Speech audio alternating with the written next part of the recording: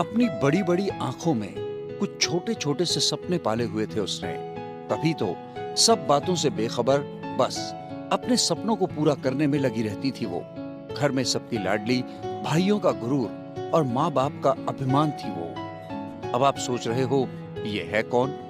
आइए मिलिए हमारी प्यारी सोनम से, अपने नाम की तरह ही एकदम सोना। सोनम के सपने? अरे भाई, अभी बताया था ना। हाँ, वही सपने, जिसे खूब पढ़ लिख कर अच्छा सा जॉब करना, अपने माँ बाप को हमेशा अपने साथ रखना, और जब मन चाही नौकरी हो, सबका साथ हो, तो मस्ती तो बनती है ना। पर एक लड़की की जिंदगी उसके हिसाब से कभी नहीं चलती। हाँ, थोड़ा सा उसके मन का हो सकता है, पर बाकी सब सिर्फ और सिर्फ घर और समाज के हिसाब से ही होगा, है ना।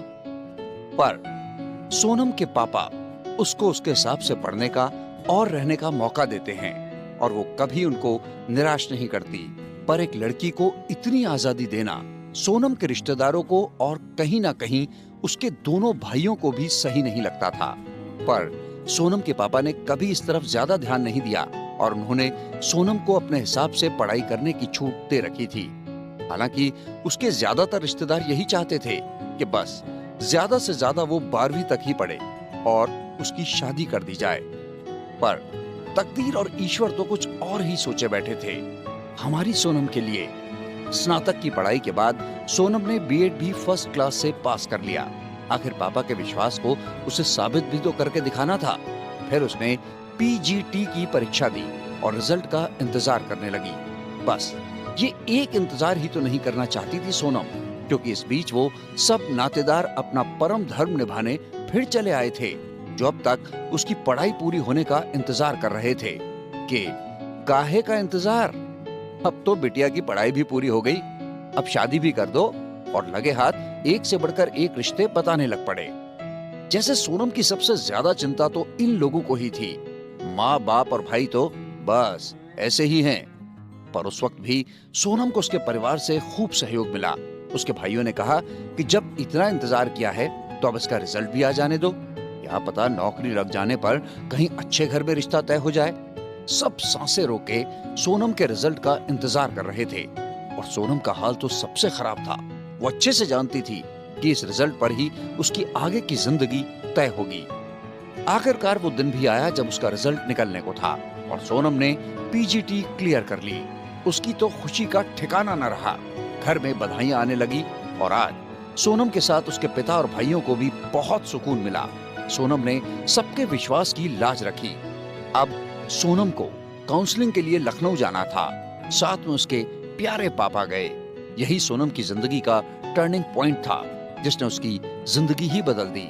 उसकी काउंसलिंग हो गई और उसे लखनऊ के केजीएमसी रोड पर ही एक जीजीआईसी में ज्वाइनिंग मिल गई।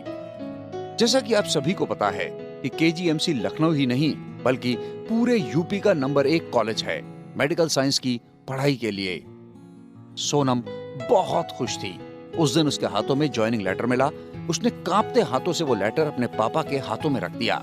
शायद वो समय ही कुछ ऐसा था कि उस समय दोनों ही कुछ भी नहीं कह सके।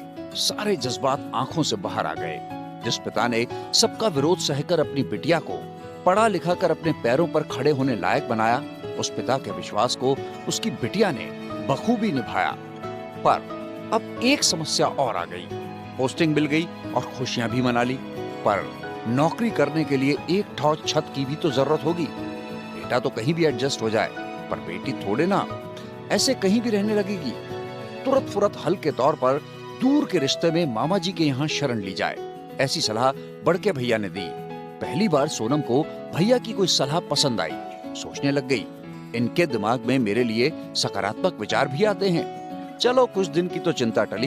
यही सोचकर सोनम ने अगले दिन अपनी नौकरी शुरू की और पहले ही दिन फिजिक्स के लेक्चरर से भिड़ गई। वैसे हमारी सोनम लड़ाकू नहीं थी, पर अगर कोई छेड़ेगा तो छोड़ती भी नहीं थी।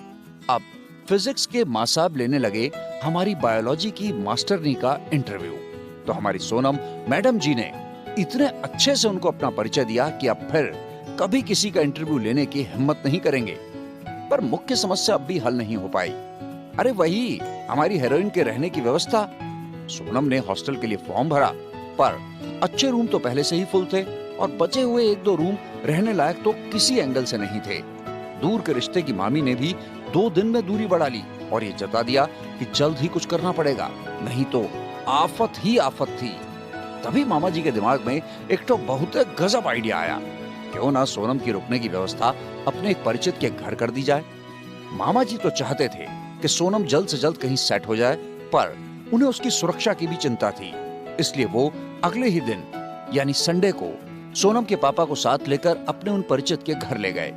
रास्ते भर उनको एक अजीब सी बेचैनी सताती रही।